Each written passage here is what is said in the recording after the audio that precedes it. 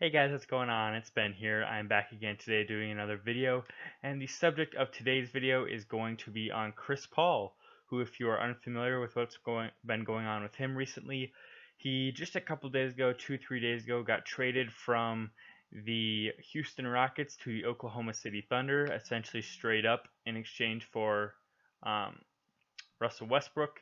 And so today I'm going to be going over some updated trades for Chris Paul because the Thunder have basically made it clear that they don't plan on keeping him for this full season.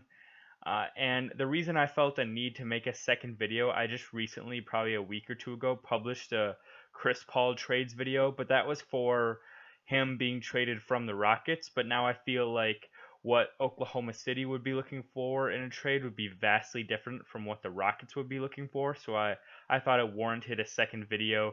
So today I'll be going through a few different trade scenarios I've come up with for Chris Paul going to other teams from the Thunder, and I'll just be going over that. And feel free to leave your comments below after the end of the video with your own trade suggestions or ideas or just comments on mine. I'd love to hear from you. And without further ado, let's get into it.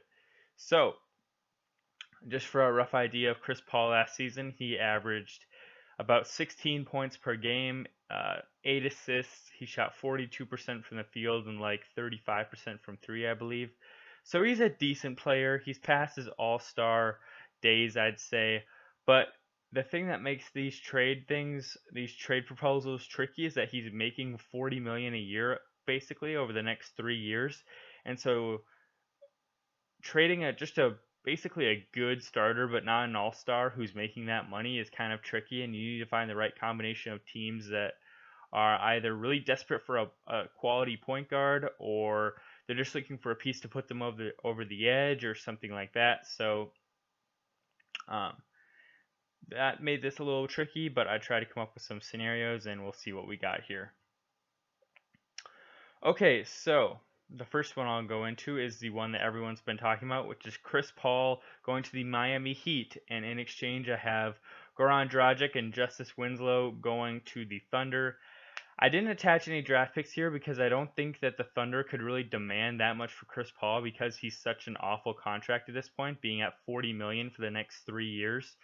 And I don't think many teams will actually be willing to give up draft picks for him because he is already 34 years old, and he's not really worth that many draft picks unless you're giving up basically little to no player talent. So I don't see the Heat giving up many draft picks, or if they do, it would be like second round picks. But I think that a pretty reasonable exchange would be Dragic and Winslow.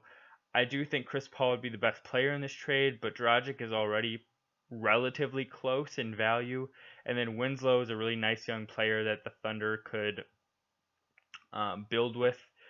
And although Dragic is a starting caliber point guard, I do think that he'd play less minutes than Chris Paul, and I think this would clear the way a little bit for Shai Gilgeous-Alexander to be able to play a little more point guard rather than shooting guard, which is what he maybe would play if he was playing with Chris Paul. So I think this trade would be good for Shai Gilgeous-Alexander. It would make the Thunder a bit younger, and they'd get a nice young building block for the future with Justice Winslow. And they would have a pretty good young core of, let's say, Dennis Schroeder, Shai Gilgeous-Alexander, Justice Winslow, Steven Adams. All those guys are like 25 years old or younger, so that's a pretty decent core, along with Nerlens Noel too, who's like 24 years old or 25, I believe. So a decent package for them. And then as far as the Heat, they get a guy who's not too far off from his All-Star days to pair with Jimmy Butler, and your lineup for them would probably be something like CP3, Jimmy Butler, Derrick Jones Jr., James Johnson, Bam Adebayo, with like Dion Waiters, Kelly Olynyk, and probably Tyler Hero as your main guys off the bench, and Myers Leonard too, I suppose. But you'd still have a pretty good group and wouldn't have lost too much depth, and you would definitely be a little bit more of a contender. I think this move would maybe put them from like a 6 seed into the East to like a 5 or maybe a 4 if they get some lucky breaks, but they just seem like they're desperate for star power, so I could see them doing this sort of out of desperation, actually. The next trade I have on here would be Chris Paul to the Spurs, which is a team that, in my opinion, really needs a point guard. And like DeJounte Murray's a nice player, but I don't think he's like a starting point guard on a playoff team. Derek White's a nice player, but again, to me, Derek White's sort of like that Terry Rozier type of player that like he's good, but also like last year he looked really good in the playoffs because you threw a ton of minutes at him, so he got a lot of opportunities. But like Terry Rozier, I don't really. I think he's more of like if he were to be a starting point guard in the NBA, I think he'd be like a lower tier starting point guard. So I think Chris Paul would be a definite good upgrade for the Spurs. You could use DeJounte Murray as even like a backup shooting guard in this case instead of a starting point guard. You'd have Derek White as a backup point guard, which would be really solid. You'd still have DeRozan and Gasol. Oh, I guess I should mention it's Chris Paul to the Spurs in exchange for Rudy Gay, Patty Mills, and uh, Damari Carroll, and then uh, possibly a draft pick if the Thunder can talk the Spurs into it. But again, as I say, it's going to be hard to pull that off considering that Chris Paul's contract is so bad. But why would the Thunder do this? Basically, because I think if I look here, all the contracts of the guys that they be getting get off the books way sooner. So Rudy Gay's only down for 2 years at 14. Patty Mills is only down for 2 years at 12, and then Damari Carroll is on for 3 years at 7 million. But in general, those are contracts that are much more easily movable if they do want to move them in the future, and then also they get their money back a lot quicker in that two of those three guys' salaries comes off the books in 2 years, and the guy that's on for 3 years is only on at 7 million, so that's barely anything honestly in the grand scheme of things. So why the Thunder would do this? It gets them their money back faster. It gets rid of a terrible contract, and they get an opportunity for their young guys again, like Shai Gilgeous-Alexander, to have a little bit more shine, and Dennis Schroeder too, instead of being a backup to Chris Paul. And then you get a guy that you could flip for a first round pick, maybe in like Rudy Gay, and just some nice pieces that you could also try and trade for something in Patty Mills and Damari Carroll. So that is the second trade here. The third one I have would be Chris Paul to the Orlando Magic, who are a team in desperate need of a point guard and some help at that position, because right now they're basically looking at a combination of Markelle Fultz and DJ Augustine, who, with all due respect, are starting caliber point guards in the NBA at this point. DJ Augustine is a nice player, but he's really more of like a good backup rather than a starter. If you were ranking all the starting point guards in the league, he'd probably be in the bottom five. Not because he's a bad player, but just he's not a guy that you should be playing like 30 minutes a night. He should be playing 15 to 20 minutes a night, maybe. Um, and then Markelle Fultz is really just a project who's still trying to figure himself out and his game out, and he just needs more time. But Orlando's sort of in this stage where they're actually trying to contend for the playoffs, so I don't really see them having enough time to just sit back and say, Markelle, take 2 more years to develop yourself. It seems like they don't really have time for that at this point, so I don't think that they're going to want to just rely on him being like the starter. So for this trade, I have Chris Paul going to the Magic in exchange for Al-Farouq Aminu, Markelle Fultz, and Evan Fournier. I think as far as just straight up value, this is a pretty even trade. The Thunder might even have to give up a draft pick with Chris Paul to get the Magic to do this because, like, I think Evan Fournier is pretty even value to Chris Paul right now. That sounds like a ridiculous statement, but last year Chris Paul was not the same player that we remember Chris Paul as. He took a significant step back from what he was. He was not an all-star point guard. He was, dare I say it, not even a top 10 point guard in the league last year. He was an average to above average to good starter. He was like if you go down the line and you look at guys and you say, was he like better than Mike Conley? No, not really. Was he better than a Drew Holiday? No, but maybe kind of like similar value. Uh, so that's kind of the range I think he's in. I think he's in the like 11 to 15 range as far as best point guards in the league. So I don't think that this trade package is ridiculous, and people might be thinking like, Markelle Fultz, Al-Farouq Aminu, and Fournier, that's such an undervaluation. But you got to remember, Chris Paul's 34 this upcoming season. He's not. The thing that's so tricky about trading him is that it's not like you're trading for 25-year-old Chris Paul where you can just ask for a king's ransom. You're asking for a guy that you're probably going to get two more serviceable, good, above average to average years out of, and then you're going to be dealing with a 36-year-old CP who just is likely going to be a shell of himself, honestly. And you're going to be paying him $40 million. So the returns are not going to be great on some of these trades. And as for the Thunder, what do they get back? A nice starting shooting guard in Evan Fournier, a project in Markelle Fultz that they can keep or try and trade for something else, and then Al-Farouq Aminu, who is essentially a salary throw in here, but he could be basically a replacement for Jeremy Grant and start at power forward for you too. And then as for the Magic's, their starting lineup after this would probably look like Chris Paul, Terrence Ross, Jonathan Isaac, Aaron Gordon, and Nikola Vucevic would be a pretty formidable lineup, and I would say they could vie for like the 6th seed or maybe the 5 seed even in the East.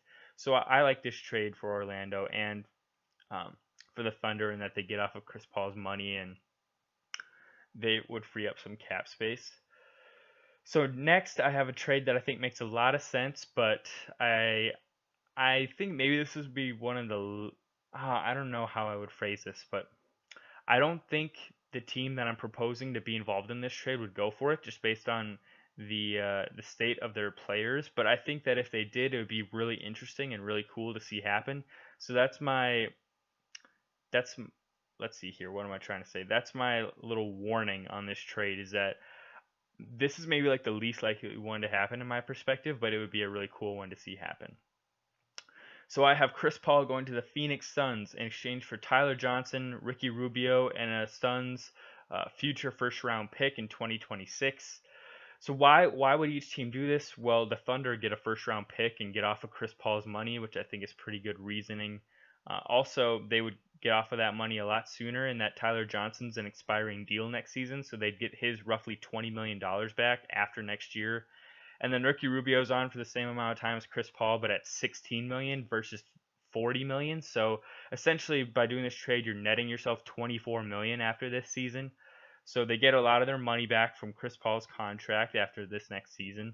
They get a first round pick, and they get guys who, while decent, and you could start them if you want to, you can also play them limited minutes, and you don't really risk wasting them because you want your young guys to develop, like Shea and Dennis, so I think it's fine.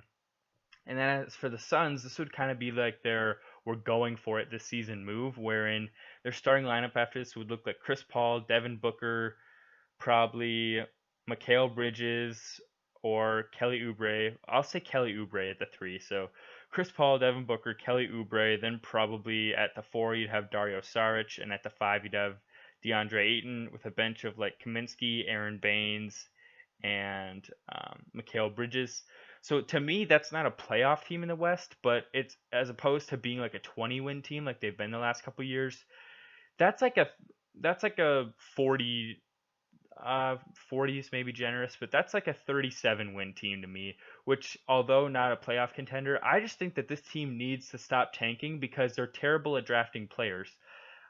Josh Jackson, Dragan Bender, these guys have not been good. They just traded their draft pick this year for Dario Saric, which it was an okay move, but Dario Saric has a definite ceiling as 12 points per game on decent shooting, so I don't really know why they did that. That's more of a move you'd make if you're trying to contend right now. So in that vein, I have them acquiring Chris Paul. I don't know that this trade definitely doesn't get them in the playoffs, but I think it'd just be good for this franchise to see just a little bit more winning because I think whatever they're doing now is clearly not working, and I just don't think it's a good idea to keep on this like we're gonna try and win 20 games every year and just build through the draft because they've had so many draft misses that I don't think it's worth it for them to do it like that. So there you go. And then the last trade I have here is an interesting one. It's a 3-team deal. I have Chris Paul going from the Thunder to the Mavericks. I have the Mavericks sending Tim Hardaway Jr. and Courtney Lee to the Pistons. And then I have the Pistons sending Reggie Jackson, Tony Snell, and a 2022 first round pick to the Thunder. So first of all, let's cover the Thunder. Why do they do this? Again, you move off of Chris Paul. You can allow Dennis Schroeder or Shea Gilgeous-Alexander to start. Reggie Jackson is making a lot of money, but at the same time, he's not a guy that you feel obligated to start based on his money, so you could have him just be a backup to either of those guys. Also, he's an expiring contract, so after this season, you'll get $19 million back and essentially only be left with Tony Snell for $11 million. So basically, they'd be trading $40 million in Chris Paul, and then after next year, they'll be down to basically only having $11 million back from Tony Snell. So in the long run, they're getting like about $30 million back 2 years sooner than they would have otherwise. So they get a lot more financial flexibility from that perspective, and they get a first round pick in 2022. So I'd say that's a pretty even haul for Chris, is getting a lot more financial flexibility, essentially $30 million to do with as you please after next season, and then a first round pick. Okay, now I would like to cover the Pistons. So they give up Reggie Jackson, Tony Snell in the pick. I think they're okay with giving up Tony Snell. He's a very average NBA player, like a really good backup, but he's kind of like DJ Augustine. Like, he's a really good backup, but if he's a starter, you look at him and you say, why is it Tony Snell starting for this team? Oof, things must not be going too well. He's a good perimeter defender, but he doesn't do much else well. He's kind of like if you took Andre Roberson, gave him a better jumper, but gave him a worse defensive skill set. So he's, in a way, he's kind of like a poor man's Roberson with a better jumper, if that makes sense. Let's see here. And Reggie Jackson, they don't really need him now that they have D Rose. I just think if you look at this team and you look at their wings, they didn't have much on the wings. They had Tony Snell, Langston Galloway, Luke Kennard. No guy that I really feel comfortable with starting on a team that's trying to make the playoffs. So after this trade, you could tote out a starting lineup of, let's see, Derrick Rose, Courtney Lee, Tim Hardaway Jr., Blake Griffin, Andre Drummond, with a bench of Luke Kennard, Thon Maker, Markieff Morris, and Tim Frazier. I feel a lot better and more comfortable with that team than I would have with a team that's featuring Reggie Jackson as potentially their third scoring option. Now this really clears the path that D Rose can kind of play the point where he's a little more comfortable. He can ball handle without feeling pressured to let Reggie Jackson ball handle because Reggie Jackson's spacing is so limited. So I think this opens a lot of things up, especially for Blake and Andre Drummond, because Tim Hardaway Jr. and Courtney Lee can space it a lot better than Reggie Jackson and Tony Snell could. And I think this would definitely solidify Detroit as a playoff team.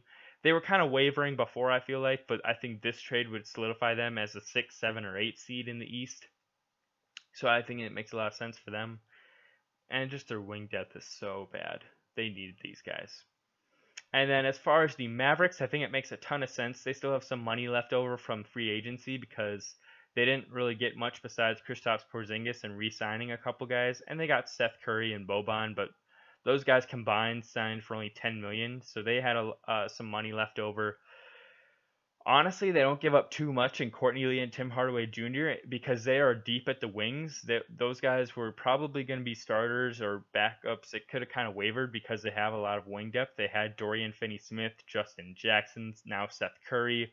They had Luka Doncic. They had DeLon Wright, who's a shooting guard or point guard sometimes. They had lots of options, so they didn't necessarily need those guys. But what they did need, in my opinion, was like a good starting NBA point guard, and that's what they'd get in Chris Paul, because besides him, you'd probably be looking at JJ Barea or DeLon Wright as your starting point guard, or Jalen Brunson, and none of those guys to me strike me as players that should be starting for a team that's trying to maybe make the playoffs as like an 8 seed. But I think with this Chris Paul trade, I do see the Mavericks as like an 8 seed. You compare them to a team like the Spurs right now, who are kind of one of the lower teams looking on the fringe of the playoffs, and I'd say this is like a trade that could put them over the top as far as against a team like the Spurs, especially if Porzingis comes back healthy. I like a core of Chris Paul, Luka Doncic, and Porzingis a lot better than a core of DeJounte Murray, Aldridge, and DeRozan. So let's see here. The Mavericks lineup after this would probably look like CP3 starting at point guard. You'd then probably have Seth Curry at shooting guard, Luka Doncic at small forward. Power forward would be Porzingis, and center would be Boban Marjanovic, with a bench of Dwight Powell, Dorian Finney-Smith, and DeLon Wright. And I like that team a lot. People aren't going to think, oh, also you'd have JJ Barea, Jalen Brunson, and Justin Jackson, but those guys won't play as much to me as opposed to Dwight Powell, DeLon Wright, and Dorian Finney-Smith off the bench. But I like that team a lot. You know, they're young, they might take some lumps, but I think Chris Paul could be a good leader for that team, and he's going to be playing around a plethora of talent between Doncic and Porzingis, so I don't think he'd mind so much. They're kind of like the end stage of a rebuild in that they're ready to contend now because they've got these young pieces in place. So I like this trade for the Mavericks. And there you have it, guys. Those are my 5 trades that I had come up with. I hope you enjoyed them, found them interesting. Again, feel free to leave comments below, and I'll see you next time. Bye.